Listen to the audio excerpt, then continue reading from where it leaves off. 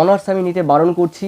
আর এই বারণ কথাটা তোমরা 3 থেকে 5 বছর আমি গ্যারান্টি দিলাম, এই 3 থেকে 5 বছর পর তোমাদের আমার কথা মনে পড়বে, GYB7 চ্যানেলের কথা তোমাদের মনে পড়বে। তো তখন তোমাদের আর কিছু করার থাকবে না। হ্যালো ফ্রেন্ডস, GYB7 চ্যানেলে তোমাদের সবাইকে স্বাগতম। তোমরা তো এবার উচ্চ মাধ্যমিক পাশ করলে, এখন তোমরা কি করবে ভাবছো।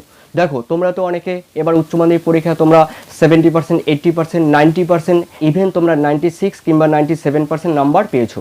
আবার অনেকে তোমরা 40%, 60%, 70% নাম্বার পেয়েছো। তো তোমরা এখন কি করবে ভাবছো। যারা 80% পেয়েছো, 90% পেয়েছো কিংবা 97% পেয়েছো, তোমরা কি ভাবছো অনার্স নেবে। আর যারা 50% পেয়েছো তারা কি ভাবছো, তারা ভাবছো তোমরা অনার্স পাবে না। তো তোমরা কীভাবে কোন কোন সাবজেক্টে তোমরা ভর্তি হবে, এই নিয়ে তোমাদের মধ্যে একটি টেনশন কাজ করছে। তো দেখো, তোমরা যারা কম নাম্বার পেয়েছো তোমরা কোনো দুশ্চিন্তা করো না। আর যারা তোমরা উচ্চ মাধ্যমিক পরীক্ষায় তোমরা 90% কিংবা 99% পেয়েছো, তো তোমাদেরও কোনো আনন্দ করার কোনো ব্যাপার নেই। তার কারণ আমি অবশ্যই এই ভিডিওতে বলবো। তো এখন তোমরা কি করবে। তো এই মাসে তোমাদের 18 তারিখে তোমাদের ভর্তির ডেট অলরেডি ঘোষণা করা হয়েছে। এই ডেটের মধ্যে তোমাদের ফর্ম ফিল আপ করতে হবে। তো দেখো, আমি বলবো তোমরা যারা হাইফাই নাম্বার পেয়েছো বা বিশাল নাম্বার পেয়েছো, তোমরা এখন একটা চিন্তা ভাবনা করছো যে তোমাদের ফ্যামিলি বা কোনো আত্মীয় স্বজন কিংবা তোমাদেরও যারা স্টুডেন্ট রয়েছে, যারা ছাত্রছাত্রী রয়েছে, তোমাদের এখন ঘুম পুরো বন্ধ হয়ে গেছে যে তোমরা অনার্স পাবে কি না।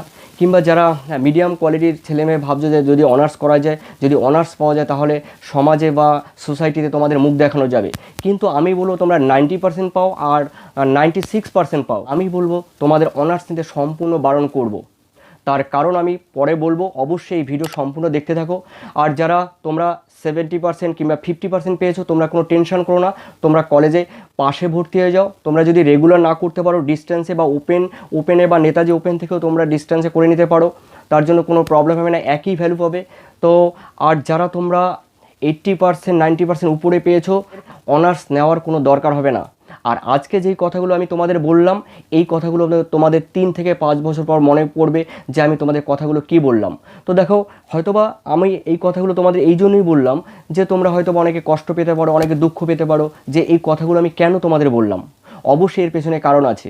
দেখো, তোমরা যদি কেউ অনার্স করো, কেউ জিওগ্রাফি, কেউ ইংলিশ, কেউ হিস্ট্রি, কেউ পল সায়েন্স, কেউ কেমিস্ট্রি, ফিজিক্স, বায়োলজি, তারপরে তোমাদের সংস্কৃত, যেটাই অনার্স করো না কেন, দেখো তোমরা যদি অনার্স করো বা অনার্সে ভর্তি হও, তোমাদের কিন্তু 3 বছর চলে যাবে গেল। তো দেখো, তোমাদের বিএসসি, বিকম কিংবা তোমাদের বিএ, এই কোর্সগুলো করতে তোমাদের মিনিমাম তোমাদের 3 বছর চলে যাবে। ওকে, তারপরে তোমরা কি করবে, বিএ যখন কমপ্লিট হয়ে যাবে, অর্থাৎ গ্র্যাজুয়েশন যখন কমপ্লিট হয়ে যাবে, তখন তোমাদের টেনশন থাকবে তোমরা এমএ করবে, মানে মাস্টার্স করবে।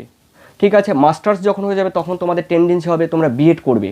ঠিক আছে, তো এই যে তোমরা যে বিএড করবে, এরপরে তোমাদের আরও আগ্রহ জাগ্রত হবে কি, যে তোমরা এমফিল করবে, কেউ পিএইচডি করবে, কেউ এমএড করবে। তো এই কোর্সগুলো কি বলো তো, এগুলো হলো তো প্রথাগত শিক্ষা করে তোমরা কি করবে। অন্যদিকে রয়েছে তোমাদের পেশাগত শিক্ষা, মানে এই যে তোমরা এবার উচ্চ মাধ্যমিক তোমাদের অনার্স নিয়ে এখনও বারণ করছি, আর ভবিষ্যতে আমি করব। তার কারণ কি, দেখো, তোমরা যদি অনার্স করো 3 বছর, তারপরে তোমরা মাস্টার্স করবে 2 বছর, তারপরে বিএড করবে তার জন্য 2 বছর, তাহলে টোটাল কত বছর চলে গেল তোমাদের, 7 বছর। আর অন্যদিকে তোমরা যদি এমফিল করো কিংবা পিএইচডি করো, তাহলে বুঝতেই পারছো তোমাদের বয়স মিনিমাম তোমাদের 30+ হয়ে যাবে, তখন তোমাদের কিন্তু কিছু করার থাকবে না।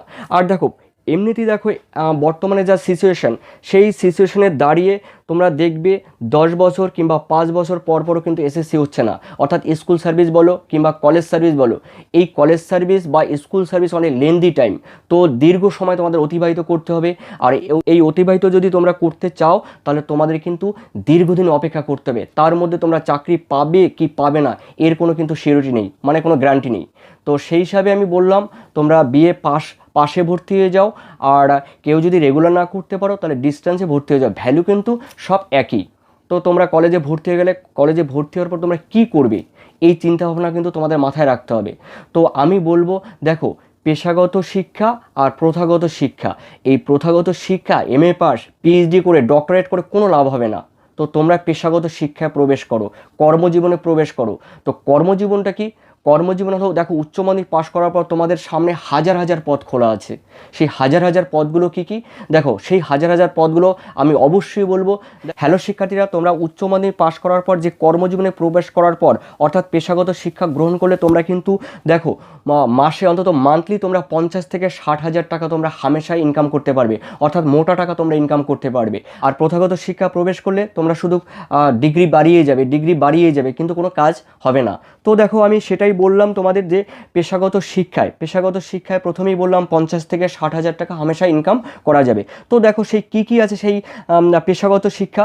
দেখো পেশাগত শিক্ষা প্রথমেই রয়েছে দেখো নার্সিং এবং প্যারামেডিক্যাল। এই নার্সিং বা প্যারামেডিক্যাল কোর্স বা ডিপ্লোমা কোর্স করেও কিন্তু তোমরা নার্সিং ট্রেনিং করতে পারো। দেখো এখানে করলে কিন্তু তোমাদের অবশ্যই চাকরি একটা সিউরিটি রয়েছে।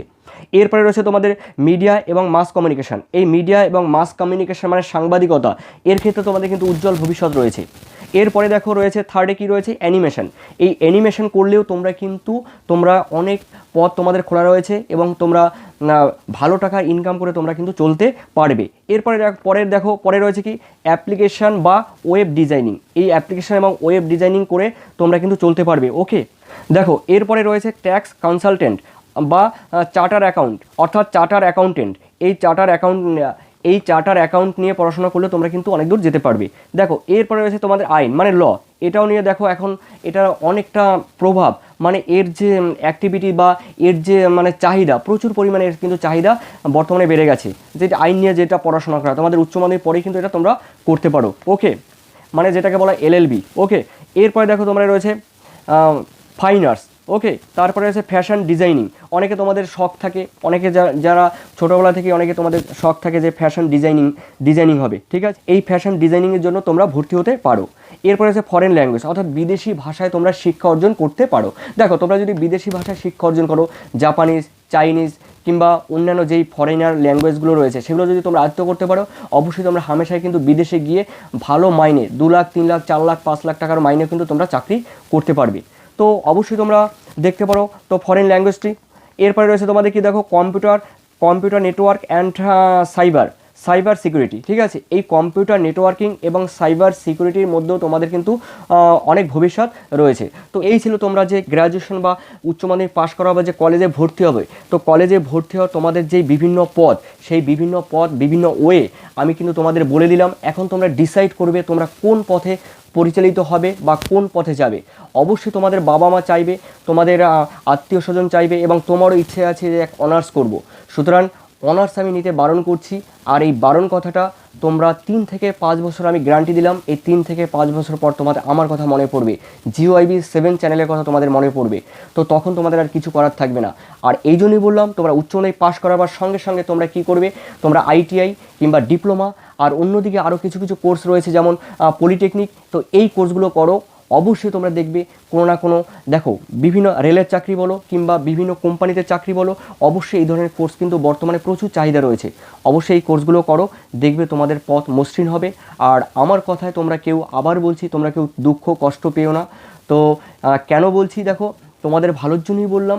আর আমি এই সিচুয়েশন, বর্তমানে অবস্থা, বর্তমানে পরিস্থিতি আমি বুঝতে পেরেছি, তাই তোমাদের কাছে এই ভিডিওর মাধ্যমে, এই ভিডিওর বার্তার মাধ্যমে আমি তোমাদের কাছে, সবাইয়ের কাছে, যে সমস্ত ছেলে বা মেয়ে বা শিক্ষার্থীরা রয়েছে যারা আমার চ্যানেলকে ভালোবাসো, তোমরা আমাকে ভালোবাসো, তোমাদের ভালোর জন্য বললাম।